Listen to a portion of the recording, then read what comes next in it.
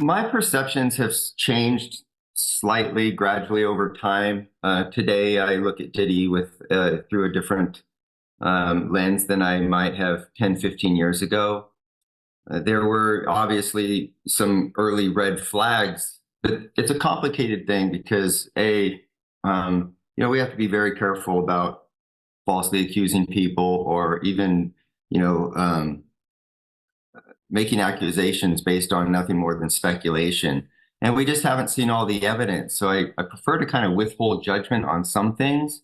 I can tell you regarding Diddy back when Tupac Shakur and Biggie Smalls were murdered. He wasn't exactly cooperative. He didn't do what you would assume a friend or a manager, so to speak, would do. So from a law enforcement perspective, he was very unhelpful in an area where he ought to have been contributing towards getting some type of justice in those two murder cases. Hmm.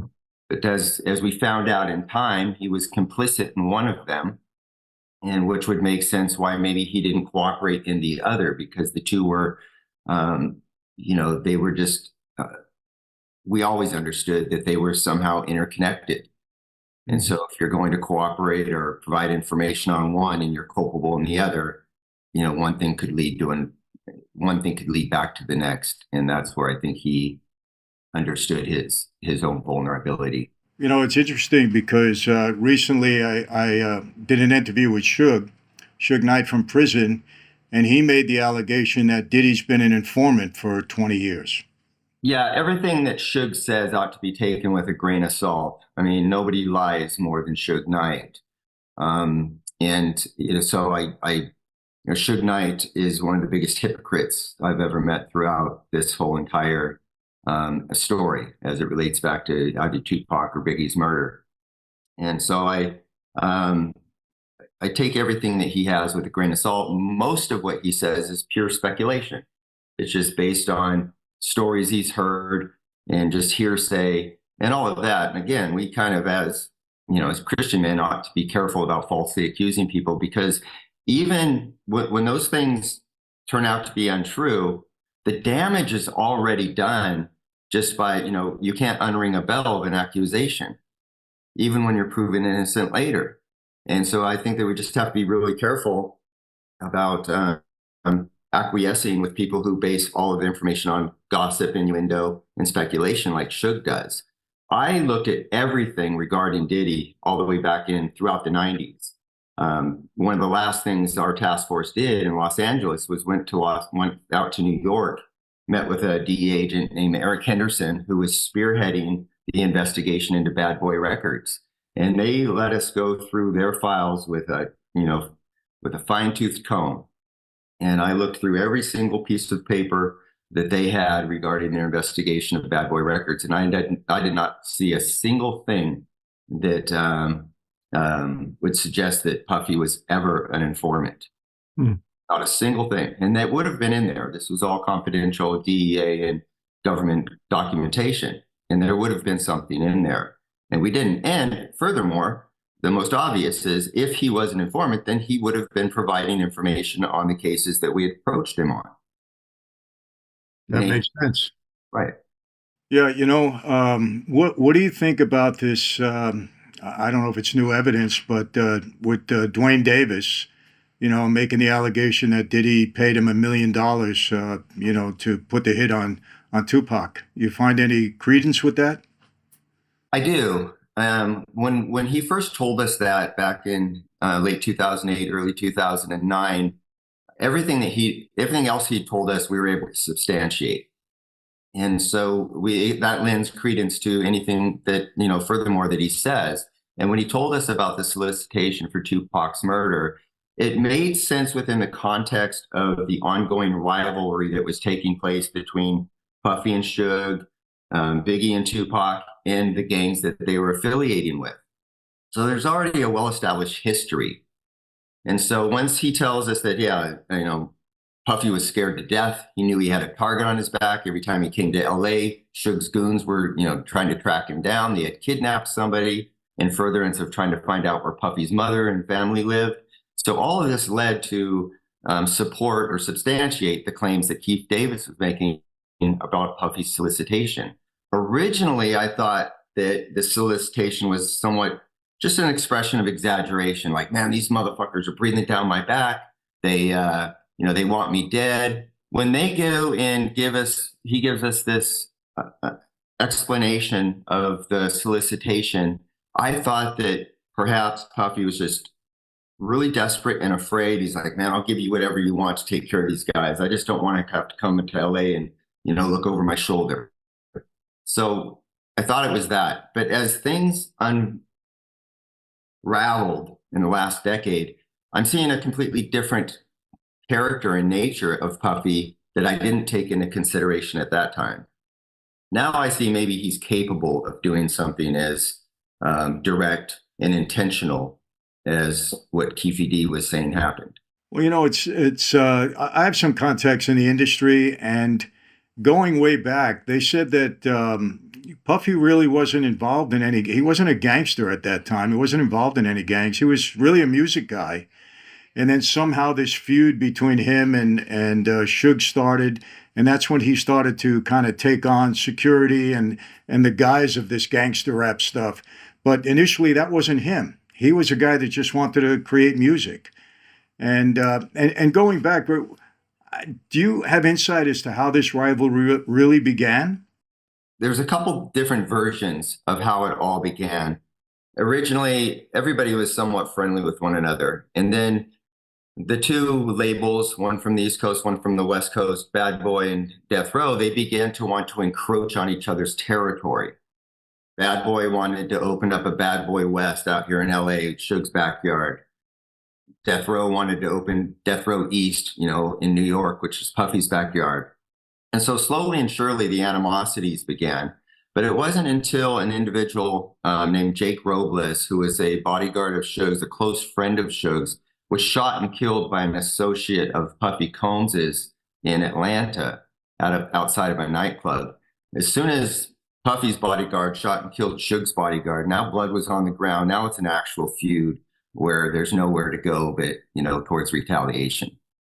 So that's where it started then. Two bodyguards shot at one another.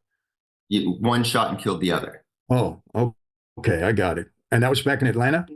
That was in Atlanta. And this was what? It's 1995, I believe it was. And then Tupac was shortly after that, and then Biggie shortly after that, within a year or two. Yeah, Tupac killed in September of 96 and Biggie killed in March of 97. But there was all kinds of other drama and hostility and gunplay that had taken place in between those individual events. I have a question for all my friends and followers. Have you tried my wine yet? In the last 2 years, we've made tremendous progress with Franzese wine, and it's really all thanks to your support, and obviously because people are finding out we have a great wine at a great price. In 2025, we aim to become a national brand, and I want all of you to be a part of it. Every bottle you buy, every story you share builds more than a brand. It fuels a movement. The story of our wine is one of people having second chances and of lives being transformed. That's the truth. So go to my website, franzesewine.com, and get your bottle today. Salud, my friends. Well, Greg, let me ask you this. This is interesting. In investigating these rappers and all this gangster rap, they certainly had a different mentality than I did and my former associates back in the day. They seem to want to be known and want to be seen and want to, display the fact that they were part of a gang. Where on the other hand, most of us, maybe you could look at John Gotti as an exception, guys that were so high profile. We tried to stay out of the limelight. That's not something that we thought was good for us, but they had a whole different way of carrying themselves. Yes, of course. The gangs in Los Angeles, and particularly within the context of these groups that we're talking about specifically here, they didn't have the type of organization and sophistication that you guys had. These were street gangs, and they kind of flew by the seat of their pants. There was really no code of honor. It was really nothing other than, hey, we grew up around each other. We've got each other's backs. We're all just trying to survive, but there wasn't really structure to it. And so I think that's a big difference when people try to compare what a street gang might be to what, an organized crime organization would look like. And in your investigation, I mean, did you were you able to turn a lot of people, flip a lot of people, create a lot of informants? Absolutely. And everybody, we say this all the time, everybody has a number, and you get them pressed up against a wall, and there's a number that they aren't willing to do insofar as a prison term. And when they need to wiggle themselves out of it, more often than not, they do by providing information to the law enforcement. And let me ask you this, Greg. Regardless of, and this is something I learned, regardless of, all of the advancements in technology and video surveillance and everything, most of these cases don't survive without witnesses, without informants. Would you find that to be true? Absolutely. Yeah. Informants are still one of our strongest tools. And let me ask you this: in all of this, talk that's going on, all these allegations being made about Diddy, do you see him acting in the way they're portraying him now? Because obviously he's denying everything. There's been lawsuits filed against him, and some of the stuff is pretty bad what they're saying. But do you see him as that type of character? Number one, and number two, do you have any insight into this? I know you're out of that right now, but I'm sure you still have your hand in the the flies on the wall, so to speak. Yeah, it's really interesting, and it's an interesting time.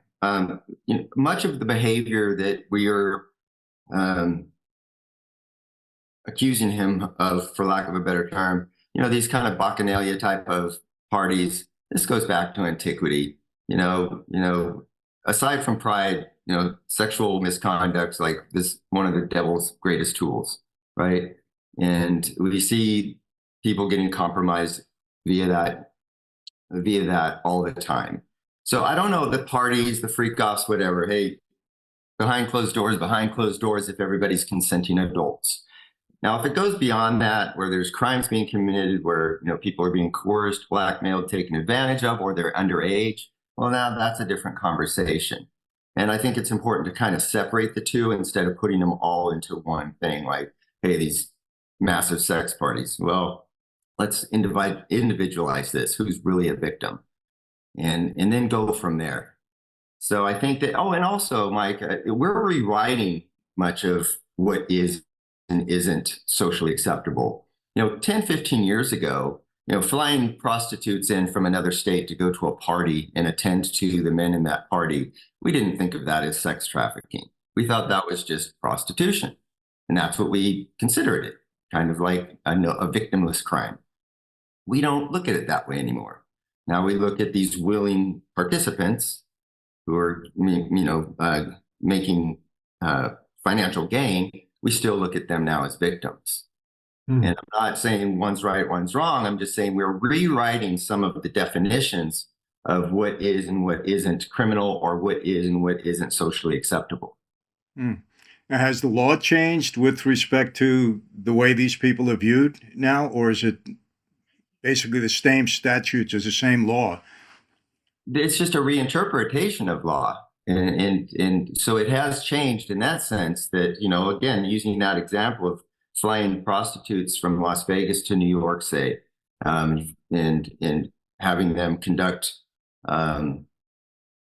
sex for money. Yeah, it's a crime, but nobody really considered that sex trafficking. Now that's a buzzword in which everybody is, for good reason, very much against. But we're reinterpreting what these things actually are and how they should be perceived through law enforcement. And what's your view? Yeah, it does. What's your view on that? How do you view it personally? I personally, if prostitution obviously is the oldest profession to mankind, and if it's consenting, willing adults, I don't look at it necessarily as this crime that needs to be addressed with all of the fervor that we are now.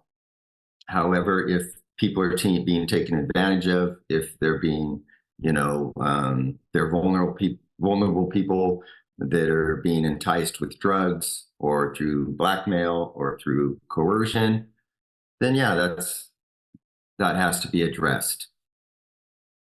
People shouldn't be able to use power against other people. In that sense, I guess. I'm not sure. I haven't really thought that out very well. That I think there's an overemphasis on some of these things that we didn't used to consider, major crimes. My friends, if you enjoyed this video, I'm going to give you an opportunity to become my partner in business. Franzese Wine experiencing tremendous growth over the past couple of years, and we're going to experience even further growth in the next few years. You're going to have an opportunity to be my partner because you've been supporting me, you've been my fan base, and I want to share this with you. So go to invest.franzesewine.com, and offer you shouldn't refuse.